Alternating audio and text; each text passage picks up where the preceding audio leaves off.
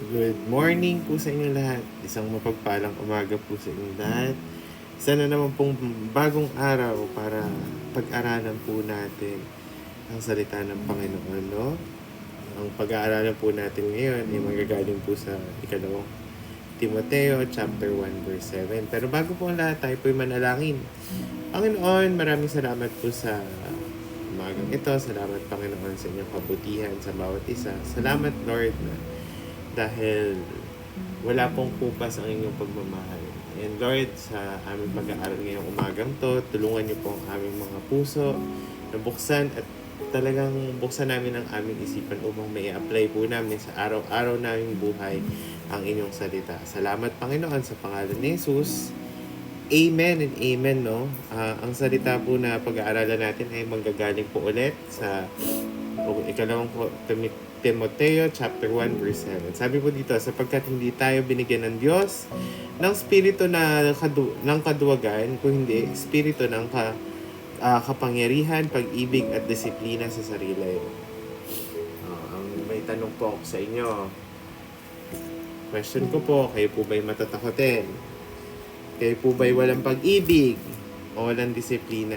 Napakaganda po ng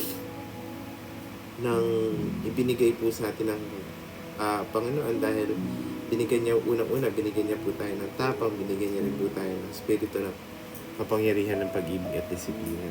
Ayan, napakaganda po ng salita ito.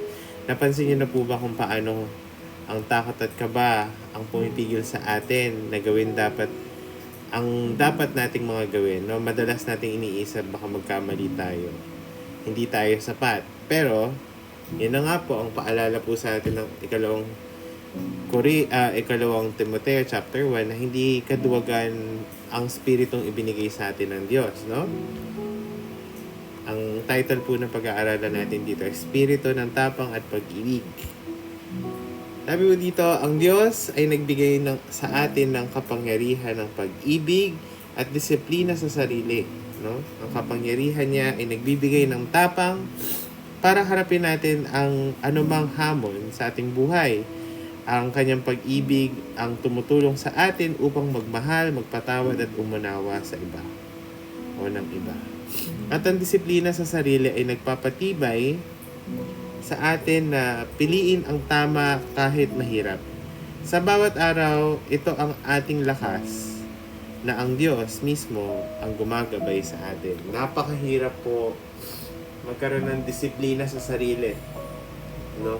Pero sabi po nila, meron po akong naalala na pag ang isang bagay ginawa niyo po ng mahigit isang buwan o 2 linggo o 3 linggo, ng tuloy-tuloy, ng paulit-ulit, magiging disiplina, magiging parte na ito ng buhay mo, no? Kaya katulad po nito, itong ginagawa natin, itong daily devotion po natin, praise God, pang 24th na po ito.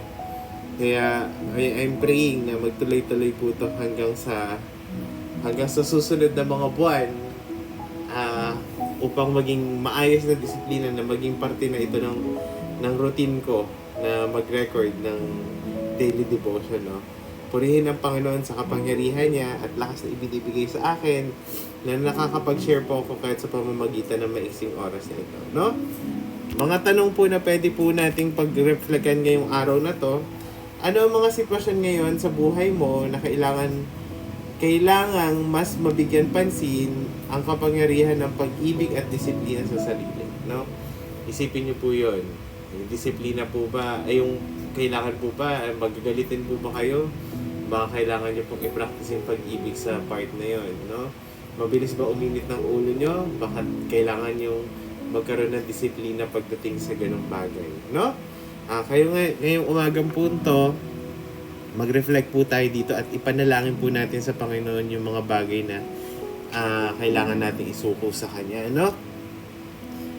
Konting paalala lang po, wag po nating hayaan ng takot na maghari sa puso natin, no? Tandaan po natin ang Diyos mismo ang nagbibigay sa atin ng lakas at pagmamahal at tamang disiplina upang magtagumpay tayo.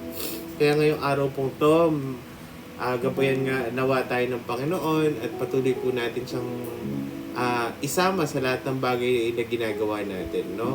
Ibig sabihin, idulog po natin lahat ng bagay sa Kanya. Okay po? Manalangin po tayo. Panginoon, maraming salamat po sa umagang ito. Salamat, Panginoon, dahil hindi nyo kami binigyan ng espiritu ng kaduwagan, no?